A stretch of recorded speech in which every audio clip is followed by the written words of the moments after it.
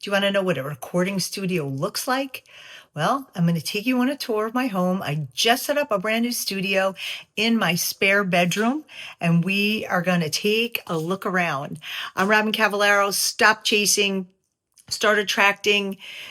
This will be very informative. This is a little bit more advanced recording studio. I'm going to show you also where I normally have been recording, but don't get overwhelmed. You can just start like I am right now on my phone, and you can edit on your phone. It's that easy.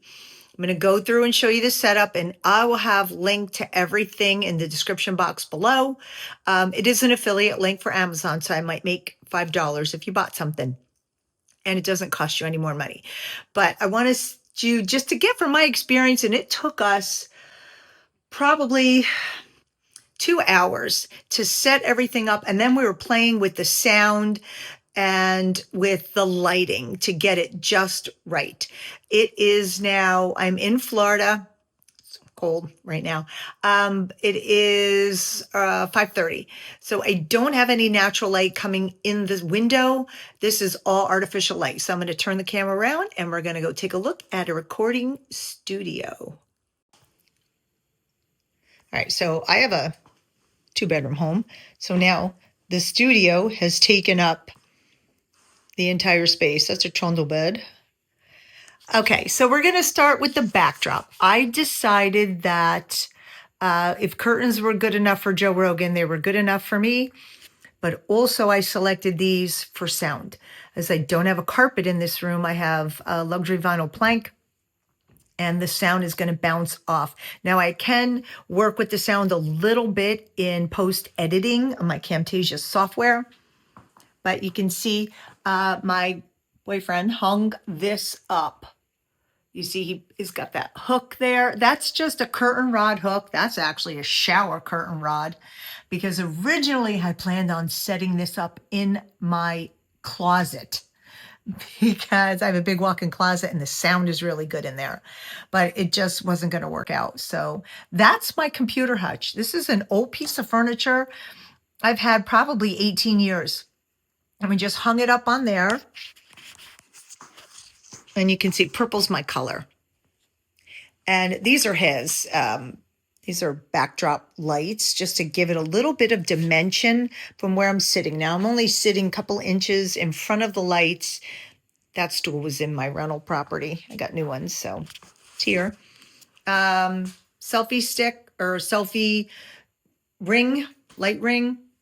You can put your camera inside of there.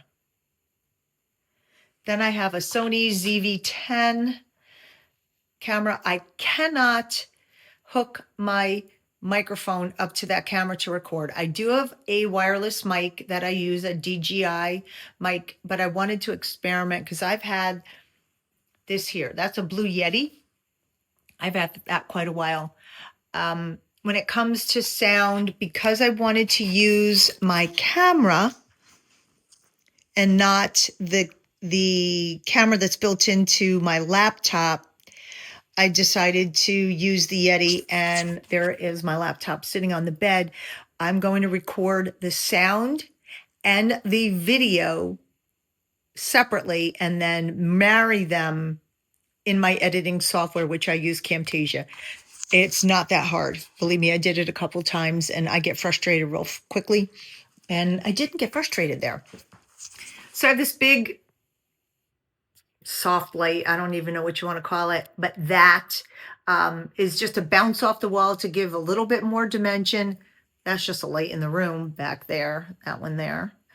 And this is also a big selfie stick. Now I'm going to put my phone on there. I have a teleprompter on my phone. I did experiment with a teleprompter for the camera. And I have another laptop. I have a Surface laptop. I could not download the software onto that laptop. So I sent it back, but then I remembered I have this one. So I may go in back and get that Elgato teleprompter, but for now I have a teleprompter app on my phone, and I'll put it on that stand I did move it right underneath the camera. I had it behind it, but it was a little hard to see. And then I put it to just the side of it. But I didn't like when I videoed, you could see me looking over at the teleprompter, and I didn't like it. And just make sure that you put it low enough so you can still read it, but it's not in the shot of the camera. Now I'm going to say with the camera was expensive. That was about $800, but everything else maybe came to $500 or $600. Also, this stand here, I put my computer on it sometimes, but you can see I have the microphone on it. And this is another handy thing I got on Amazon. You can see, there it is. This hooks onto the back of the phone, and that's a selfie light. So if you push it, it'll light up. And it's easy to hold the phone. You know, sometimes it's difficult to hold the phone and video at the same time. And this remote control is for that big light. You can turn it on and off. Now, the only thing, if I could get a pedal for the teleprompter, because once it starts moving, I have to stand up to slow it down or stop it if I start to go off track a little bit. But that's it. That's the setup. Now I'm going to take you out into, I was going to spin around there. I'm going to take you out into my living room and show you my computer and the setup that I've previously used. Okay, so this is my computer. I have two screens. So sometimes I started to put the selfie stick with the phone right here and video. I'll show you here what that looks like.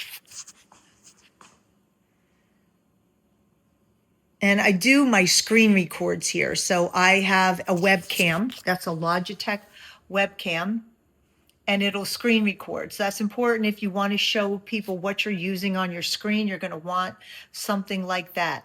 I did get a Insta360 webcam, but that does not screen record. So it'll blur the background and it's pretty slick. I show you, I took a picture of the background of my living room and put it up on it, but you can't screen record. But what you can do is when you put the Insta360 here, you can turn it down. And if you're writing on here, it'll show that. So that's pretty cool.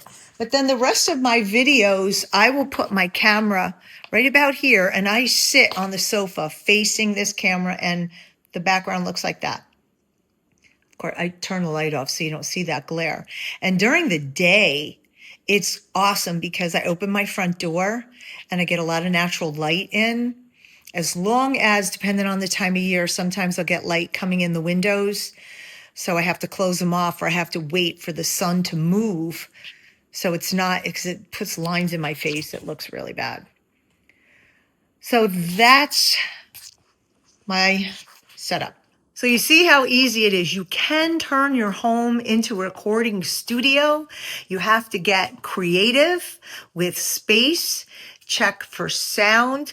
But again, don't be afraid to just start recording with your phone and edit on your phone. You don't have to spend a lot of money to get started, and I would advise against it. Feel your way around because you may end up making some kind of purchase and you decide maybe a month later, that's not really working for me. Like I said, for example, now I have the teleprompter on my phone app. I do want to purchase that teleprompter because I did start to use it. I couldn't use it on camera, but I was playing around with it before I had to return it. But I probably will reinvest in it, but I'm going to record a couple of episodes of the podcast first and see how that goes, and then I'll progress. For me, that worked out really well.